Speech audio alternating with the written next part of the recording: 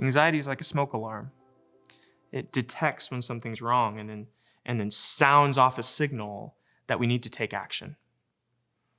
And maybe there's something happening in your near vicinity. You're hanging out with friends, you're at school, there's a question on the test you didn't anticipate. And for whatever reason, this domain signals an alarm that things aren't okay, that something's going wrong. And then you notice the alarms going off. You notice kind of the panic starting to rise up in your gut, the emotions that feel out of control. You might think, like, how do I turn off this alarm? The reality is that anxiety isn't something that we shut off. We can't rip the batteries out of the anxiety that seems to go off in the moment.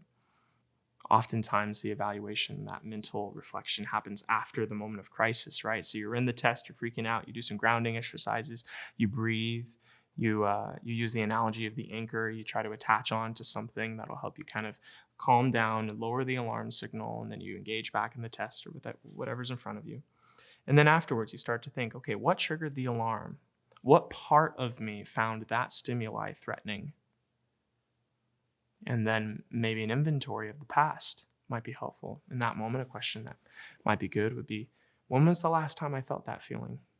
What's the earliest memory I have of that particular feeling in my gut, that particular headache, that particular feeling of uncertainty?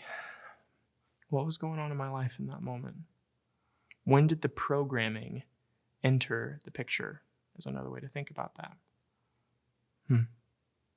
And the more we can raise insight about the circumstances that led to the programming of that smoke alarm, then we can come towards that part of ourselves with nurture, with kindness, with a conversation, trying to understand the experiences that led them to be in a place that's so fearful, so unsettled.